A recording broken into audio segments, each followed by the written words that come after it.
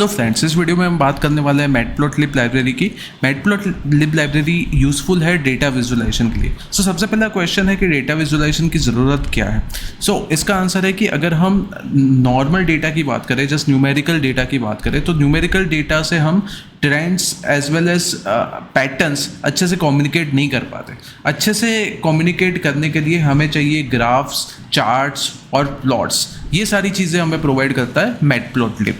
और अगर हम डेटा एनालिसिस की बात करें तो ये फील्ड्स में ये मैटप्लॉटलिब लाइब्रेरी को यूज़ करना बहुत ही ज़रूरी है, राइट। और इसका और एक एडवांटेज है मैटप्लॉटलिब का कि ये जो हमारी एग्जिस्टिंग लाइब्रेरीज है, जैसे कि हमने ऑलरेडी सीखा है पांडास, नमपाई, इनके साथ इसका इंटीग्रेशन बहुत ही आसानी से हो जाता है। और फ्यूचर में जब हम मशीन लर्निंग की बात करेंगे और या डीप लर्निंग की बात करेंगे, वहाँ पे भी विजुअलाइजेशन के लिए ये लाइब्रेरी काफ़ी हेल्पफुल है। अब हम डिस्कशन स्टार्ट करते हैं ये टॉपिक पे। सबसे पहले हम बात करेंगे लाइन प्लॉट। इससे पहले हम समझते हैं कि क्या हमें इंपोर्ट करना है। मेनली हमें इंपोर्ट करना है from matplotlib import pyplot as PLT। PLT का यूज़ करके हम सारी चीज़ें प्लॉट करेंगे और उसके अलावा मैंने नमपाई को भी यहाँ पे इंपोर्ट किया हुआ है। लाइन प्लॉट काफ़ी आसान है। हम सबको पता है लाइन का मतलब क्या है। Line is nothing but y is equal to mx plus c। Template में अगर मेरा कोई रिलेशन है तो उसको मैं लाइन कहूँगा। लाइन के लिए मुझे क्या करना पड़ेगा, पहले तो मुझे रेंज देनी पड़ेगी कि कहाँ तक मुझे लाइन ड्रॉ करनी है। इसके लिए मैंने x में ये फंक्शन को कॉल कर दिया, ए रेंज फंक्शन को। 1 to 30 पॉइंट्स के लिए मुझे लाइन ड्रॉ करनी है और उसके कॉरस्पॉन्डिंग y की वैल्यू मुझे मिलेगी y is equal to 4 times x, ये इक्वेशन का यूज़ करके।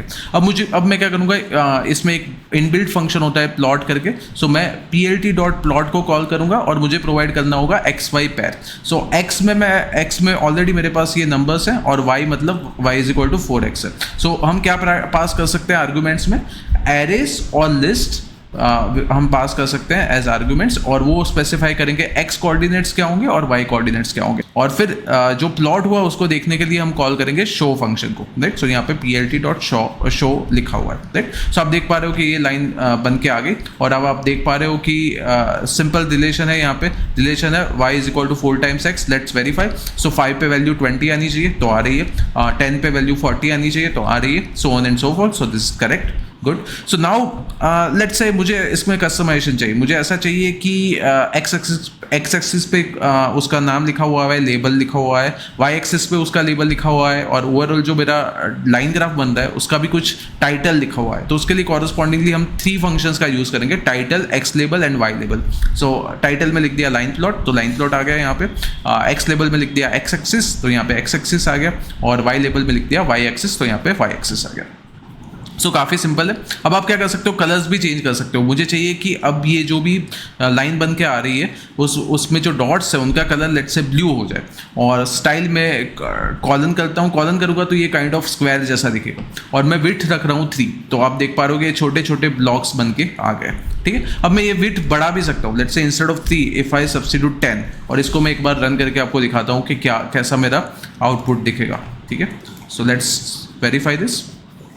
10 पे क्या होना चाहिए, इंट्यूशन कहता है कि अब ये जो बॉक्सेस हैं उनकी साइज़ बढ़ जानी चाहिए, राइट। लेट्स वेरीफाई कि ये साइजेस बढ़ रही है कि नहीं। तो आप देख पा रहे हो कि साइजेस बढ़ गई है, ठीक। सिमिलरली आप विड्थ 2 भी रख सकते हो। यहाँ पे कलर मैंने वाई लिखा हुआ है और लेवल मैंने एक्स वर्सेस वाई रखा हुआ है, ठीक है। अब आप चाहो तो ऐसा भी कर सकते हो कि एक ही ग्राफ में आप मल्टीपल लाइंस को प्लॉट करवा सकते हो। उसके लिए आपको क्या करना है, x एज इट इज रखना है और y1 y2 इनकी वैल्यूज चेंज होगी। तो मैं y1 में क्या दे रहा हूँ, y1 is equal to kind of x है और y2 is equal to 3 times x है।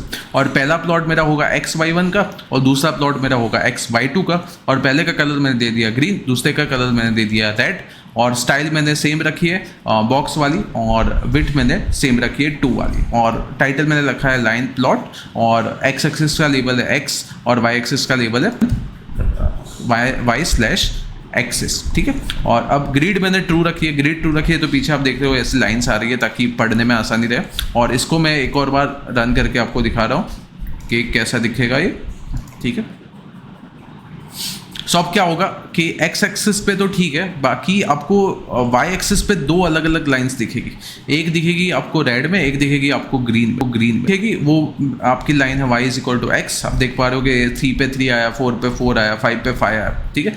और जो y एक्सिस जो दूसरी लाइन है उसका इक्वेशन है 3 टाइम्स x, तो आप वेरीफाई कर सकते हो। 5 पे उसका आंसर आया 15, 8 पे आंसर आया उसका 24, so on and so fourth, ठीक है। सो यहाँ पे क्या है, रेंज मैंने लिखी हुई है 1 to 10, तो ये स्टार्ट होगी 1 से और 10 इंक्लूडेड नहीं है, सो अब ये जाएगी कहाँ तक, 9 तक गई हुई, ठीक है। ओके, नेक्स्ट आप क्या कर सकते हो कि एक ही प्लॉट में सब प्लॉट भी बना सकते हो। सो सब प्लॉट में क्या होगा, आपको उसका ग्रिड की साइज दे सकते हो। यहाँ जैसे यहाँ पे 3x2 की साइज वाला एक ग्रिड बना हुआ है और उसमें ये पहली इमेज आपकी ये वाली आएगी जिसमें आपकी लाइन है ग्रीन कलर की, और अब आप बोल रहे हो कि दूसरी जो सब इमेज होगी वो होगी 3x2 साइज की अगेन, और उसमें जो लाइन आएगी वो रेड कलर में होगी। तो आप देख पा रहे हो ये दूसरी लाइन जो आ रही है वो रेड कलर में आ रही है दूसरी इमेज में, राइट। सो इसका नंबरिंग कैसे होगा, left to right, top to bottom, ऐसा नंबरिंग जाएगा। तो पहला नंबर 1 है, दूसरा नंबर 2 है, अगर और कोई सब प्लॉट होता तो उसका नंबर 3 आता, so on and so fourth. और ये जो ग्रिड है उसके साइज में चेंज करूंगा तो ये रेक्टेंगल की साइज चेंज होगी, इसको मैं स्क्वायर में भी कन्वर्ट कर सकता हूँ। आप एक्सरसाइज में इसको चेंज करके देख सकते हैं, 3x3 रखोगे तो वो स्क्वायर बन जाए, ठीक। सो ये लाइन तो सिंपल था। अब नेक्स्ट समझते हैं बार प्लॉट क्या होता है, राइट। सो अगेन एग्जांपल से मैं बताता हूँ कि क्या है ये। मेनली कैटेगोरिकल डेटा जो होता है उसको कंपेयर करने के लिए यूजफुल रहता है। सो अब हमें मेनली ये ट्यूटोरियल में ये समझना है, सिंटैक्स तो काफ़ी आसान है, बहुत ही आसानी से आपको याद आएगा कि कैसे आप ड्रॉ कर सकते हो ये ग्राफ्स या प्लॉट्स, बट ये समझना जरूरी है कि कौन सी सिचुएशन में कौन सा प्लॉट या ग्राफ ज़्यादा अप्रोप्रिएट रहेगा, राइट। सो इसलिए मैं एग्जांपल्स लेके आपको बताऊंगा कि अगर इस टाइप का डेटा आपके पास है तो लेट्स से बार ग्राफ या बार प्लॉट सही रहेगा। अगर टाइप 2 का डेटा है आपके पास तो हिस्टोग्राम सही रहेगा, या टाइप 3 टाइप का डेटा है तो स्कैटर प्लॉट सही रहेगा, राइट। सो क्या ऑब्जेक्टिव है और किस टाइप का डेटा है हमारे पास, उसके अकॉर्डिंग हम डिसाइड करेंगे कौन सा प्लॉट अप्रोप्रिएट रहेगा हमारे डेटा के लिए, राइट। सो कैटेगोरिकल डेटा है हमारा तो उस केस में बार प्लॉट ज़्यादा यूजफुल रहेगा, राइट। सो इसमें क्या होगा, जो भी डेटा होगा वो रेक्टेंगल बार्स में रिप्रेजेंट होगा और हाइट से हमें पता चलेगा कि उसकी वैल्यू क्या है कॉरस्पॉन्डिंग कैटेगरी की, राइट। सो ये विजुअलाइजेशन के लिए और कंपैरिजन के लिए काफ़ी हेल्पफुल रहेगा। कुछ एग्जांपल्स देखें कहाँ पे यूजफुल रहेगा, तो कैटेगोरिकल डेटा जहाँ पे भी आता है, डिफरेंट कैटेगरीज है या ग्रुप्स है, जैसे हमें पता लगाना है कि मैंने कोई प्रोडक्ट लॉन्च की, लेट्स से कोई कंपनी ने कोई प्रोडक्ट लॉन्च की और वो प्रोडक्ट का सेल्स सिटी वाइज अगर कंपेयर करना है कि लेट्स से अहमदाबाद में कितना है, जयपुर में कितना है, कोलकाता में कितना है, चेन्नई में कितना है, तो उस टाइप का अगर डेटा है हमारे पास तो ये काफ़ी यूजफुल रहता है बार ग्राफ, राइट। और ये फ्रीक्वेंसी अकाउंट दिखाने के लिए भी हेल्पफुल रहता है, जैसे कि लेट्स से ग्रेड्स आए हुए हैं तो ग्रेड्स अलग अलग लेवल पे कितने स्टूडेंट्स हैं, फर्स्ट क्लास कितने स्टूडेंट्स का है, सेकंड क्लास कितने स्टूडेंट्स का है, फेल कितने स्टूडेंट्स हुए हैं, राइट, डिस्टिंक्शन कितने स्टूडेंट्स का है, तो तभी भी वो ये हेल्पफुल रहता है। सो मैंने एक छोटा सा एग्जांपल बनाया, मैंने यहाँ पे ग्रेड डिस्ट्रीब्यूशन तो नहीं है, जस्ट 4 स्टूडेंट्स के मार्क्स मैंने लिखे हुए हैं कि रवि के कितने आए, प्रिया के कितने हैं, आरव के कितने आउट ऑफ 100 और स्नेहा के कितने हैं। सो एक्स में मेरा एक एरे है नंपाई एरे जिसमें ये 4 स्टूडेंट्स के नाम है, और वाई में मेरे उनके जो मार्क्स है वो है। और अब मैं क्या करूँगा, प्लॉट डॉट बार फंक्शन को कॉल करूंगा x, y, तो ये बार ग्राफ बन के आ गया जिसमें आप देख पा रहे हो कि x एक्सिस पे स्टूडेंट्स के नाम है और y एक्सिस पे उनके कॉरस्पॉन्डिंग मार्क्स है। तो ये हाइट से आपको पता चलेगा कि कौन विनर है, किसके मार्क्स हाईएस्ट है। रिलेटिव परफॉर्मेंस मेजर करने में काफ़ी आसानी रहती है इससे। आप कुछ सेल्स टाइप का भी कर सकते हो कि लेट्स से एप्पल्स कितने बिके या बनानास कितने बिके, तो x में आपके वो एंटिटीज़ के नाम है, y में कितना उसका सेल हुआ वो है, तो फिर आप ऐसे कंपेयर कर सकते हो ये ग्राफ बार प्लॉट करके। फिर आप दूसरा क्या कर सकते हो इसमें कि आपको हॉरिजॉन्टल चाहिए तो बार के बाद h लिख दो, तो आप यही सेम डेटा जो मार्क्स का है वो आपको हॉरिजॉन्टल वे में रिप्रेजेंट होके मिलेगा, राइट। बार्स हॉरिजॉन्टली बढ़ रहे हैं, राइट, आप देख पा रहे हो x एक्सिस पे मार्क्स हो गए, y एक्सिस पे स्टूडेंट के नाम हो गए। ओके, फिर आप कलर भी चेंज कर सकते हो, चाहे तो ये बार्स आप रेड कलर में प्लॉट कर सकते हो। कलर एक पैरामीटर ऐड कर दिया जिसमें रेड वैल्यू दे दी तो रेड हो गए सारे आपके पास। फिर ग्रीन करना चाहो तो ग्रीन भी कर सकते हो, राइट। और आप विड्थ भी चेंज कर सकते हो, ये जो रेक्टेंगल्स है उनकी, ठीक है। ओके, अब नेक्स्ट इंपॉर्टेंट जो हमारा टाइप है वो है हिस्टोग्राम, राइट। नेक्स्ट इंपॉर्टेंट जो हमारा प्लॉट है वो है हिस्टोग्राम। सो इसका यूज़ हम एक्सटेंसिवली करने वाले हैं नेक्स्ट मॉड्यूल में। इसका ऑब्जेक्टिव क्या है, लाइक एक एग्जांपल से मैं बताना चाह रहा हूँ कि ये क्या किस पर्पज के लिए यूजफुल रहेगा। लेट्स से आपकी एक शॉप है और आपको एक एनालिसिस करना है कि कौन सी एज ग्रुप के लोग आपके कौन से एज ग्रुप की आइटम्स आपके शॉप से ज़्यादा बिक रही है। तो जो आइटम ज़्यादा बिकेगी उस पर्टिकुलर रेंज के कस्टमर्स को आप अट्रैक्ट करने के लिए और प्रोडक्ट्स बनाना शुरू कर सकते हो, और प्रोडक्ट्स रख सकते हो आपकी शॉप में। और अगर कोई आइटम्स कम बिक रही है कोई एज ग्रुप की, लेट्स से एज ग्रुप ऐसा है 30 to 40 का, वो वाले कस्टमर्स आपकी शॉप में कम आ रहे हैं, तो उनके कॉरस्पॉन्डिंग जो भी आइटम्स है वो आप कम कर सकते हो, राइट। तो बिजनेस पॉइंट ऑफ व्यू से ये काफ़ी हेल्पफुल रहता है जब आपको डिस्ट्रीब्यूशन पता रहे कि आपके जो कस्टमर्स आ रहे हैं उनके एज का क्या डिस्ट्रीब्यूशन है, और अकॉर्डिंगली फिर आप कुछ डिसीजंस ले सकते हो, राइट। सो बेसिकली किसके लिए है, ये रिप्रेजेंट करते हैं distribution of a continuous variable, right. So as kind of continuous है, ऐसा नहीं कर सकते हो कि अभी आप एज 15 के हो और सडनली आप एज 17 के हो जाओ without obtaining all the possible values in between, right. So ये कंटिन्यूअस वेरिएबल है एज, एग्जांपल के लिए हम समझते हैं एज के जरिए, राइट। सो और आप क्या करोगे, जो भी डेटा है उसको बिन्स या इंटरवल्स में आप डिवाइड कर दोगे और फिर आप फ्रीक्वेंसी काउंट करोगे। लेट्स से एज है तो 0 to 5 एज वाले कितने हैं, 5 to 10 एज वाले कितने हैं, राइट। और उससे फिर आपको पता चलेगा कि ओवरऑल आपके डेटा का शेप क्या है, टेंडेंसी क्या है, स्प्रेड क्या है, कितना फैला हुआ है, राइट। कौन सी एज ग्रुप से लेके कौन सी एज ग्रुप वाले लोग आपकी शॉप पे आ रहे हैं, राइट। और फिर आप उसको विजुलाइज करके देख सकते हो और फिर आप आपके बिजनेस में जो भी चेंजेस करना चाहो अकॉर्डिंगली कर सकते हो, राइट। तो एक एग्जांपल लेके समझते हैं इसको। सेम एग्जांपल हम समझ सकते हैं कि लेट्स से ये एज ग्रुप की आइटम्स आपके शॉप से बिक रही है, लेट्स से, राइट। ये अलग अलग रेंज के लोग आ रहे हैं, कुछ किड्स के टॉयज़ बहुत ज़्यादा है लेट्स से आपकी शॉप्स में, तो वो एज ग्रुप ज़्यादा देख पा रहे हो अभी, पर कुछ यंगस्टर्स भी आ रहे हैं। सो अब हम क्या कर रहे हैं, हिस्टोग्राम के लिए हम क्या करेंगे, plt.hist, इसमें डेटा तो है ही मेरे पास, ये एरे में जो है वो डेटा है। अब मैं बिन्स बना रहा हूँ 5, टोटल मुझे चाहिए 5 बिन्स, तो 5 अलग अलग इंटरवल्स इक्वल लेंथ के ये बना के दे देगा हमें। और एज कलर आ गया ब्लैक, राइट। ये तो ऑप्शनल है, हम जस्ट बता रहे हैं कि जो भी बिन्स जो भी इसमें बार्स बनेंगे उसका कलर होगा ब्लैक। और अब आप लेबल्स दे रहे हो कि एक्स में वैल्यू है, वाई में फ्रीक्वेंसी है और टाइटल आपका हिस्टोग्राम। तो ऐसा हिस्टोग्राम बन के आ गया और इससे काफ़ी इंसाइट्स मिल रही है। क्या इंसाइट्स मिल रही है कि 0 to 5 एज वाले 20 कस्टमर्स आए हैं पर्टिकुलर वीक में, लेट्स से 5 से 10 एज के बीच वाले बहुत ही कम आए हैं, रफली 3 ही कस्टमर आए। 10 to 15 वाले फिर भी 10 जितने आए हुए, राइट। और आगे अगर जाओ तो 15 to 20 वाले बहुत कम है, 20 to 25 वाले कुछ है, राइट। सो अकॉर्डिंगली फिर आप आपके शॉप में जो भी टॉयज रख रहे हो या चीज़ें रख रहे हो वो चेंज कर सकते हो, राइट। सो यहाँ पे बिन्स 5 का मतलब क्या है कि 1 2 3 4 5 आप देख पा रहे हो, टोटल 5 ही ऐसे रेक्टेंगल्स बार्स बन के आए, राइट। सो बार ग्राफ और हिस्टोग्राम में कंफ्यूज नहीं हो रहा है, पर्टिकुलर कैटेगरी वाइज बात कर रहे हो, यहाँ पे आप रेंज की बात कर रहे हो, राइट। सो ये डिफरेंस है हिस्टोग्राम में और बार ग्राफ में, ओके।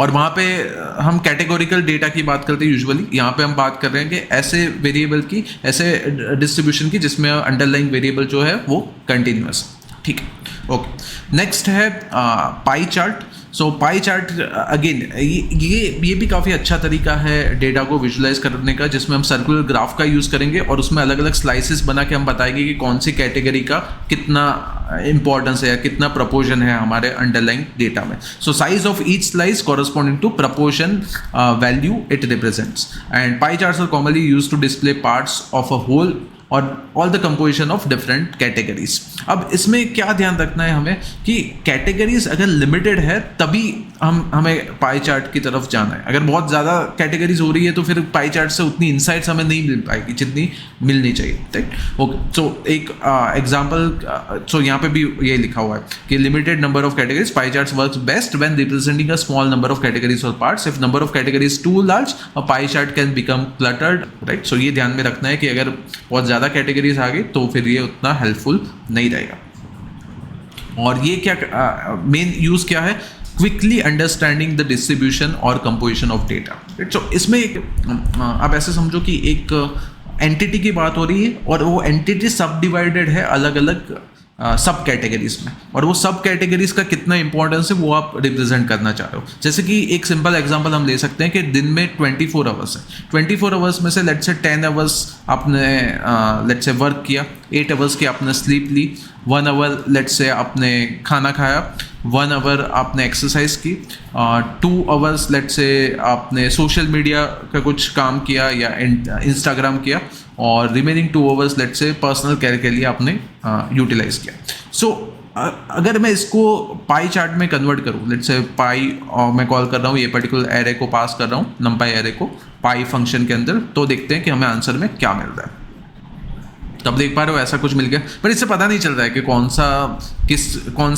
कौन सी स्लाइस किस पर्पस को या किस एक्टिविटी को रिप्रेजेंट कर रही है। इसके लिए एक और लेबल्स बनाना ज़रूरी है जो लेबल दे हर एक स्लाइस को। सो इसके लिए माई लेबल्स करके एक एरे बना दिया जिसमें मैंने कॉरस्पॉन्डिंग एक्टिविटी का नाम लिख दिया कि पहली एक्टिविटी वर्क है, दूसरी स्लीप है, तीसरी एक्सरसाइज है, चौथी ईट है, पांचवी सोशल मीडिया है, और 6th एक्टिविटी पर्सनल केयर है। और अब विथ लेबल्स हम इसको कॉल करेंगे, y comma labels is equal to nothing but my labels. और अब देखते हैं कि क्या इनसाइट्स आती है। तो आप देख पा रहे हो कि सिग्निफिकेंट पोर्शन आप वर्क को दे रहे हो, फिर स्लीप को दे रहे हो, फिर पर्सनल केयर और सोशल मीडिया की काइंड ऑफ सेम इंपॉर्टेंस है, और ईटिंग और exercising you are giving same amount of time, right. So ये बहुत सारी इनसाइट्स इससे आ रही है। और आपको निकालना है कि मेन आपका जो डोमिनेटिंग जो है वो अलग से दिखे, डोमिनेटिंग जो स्लाइस है वो अलग से दिखे, तो आप एक्सप्लोड का भी यूज़ कर सकते हो। यहाँ पे एक्सप्लोड में क्या दिखा हुआ है, 0.2 दिया हुआ है वर्क को, सो वर्क थोड़ा हट के दिखेगा, बाकी सारे एज इट इज दिखेंगे, राइट। सो इसको मैं एक बार रन करके दिखाता हूँ आपको। सो आप देख पा रहे हो वर्क हट के आ गया क्योंकि वो सबसे बड़ी स्लाइस थी, तो वो काट के हम दिखा रहे हैं कि ये मेरा मेन फोकस है 24 आवर्स में, इस पर्टिकुलर एक्टिविटी का मेरा मेजर फोकस रहेगा, राइट। सो ये आप काइंड ऑफ ऐसे समझो कि कोई लिमिटेड रिसोर्स है, लेट्स आउट ऑफ 100 है या आउट ऑफ 50 है, और फिर आप क्या कर रहे हो कि उसको सब डिवाइड कर रहे हो अलग अलग एक्टिविटीज़ में, अलग अलग टास्क में।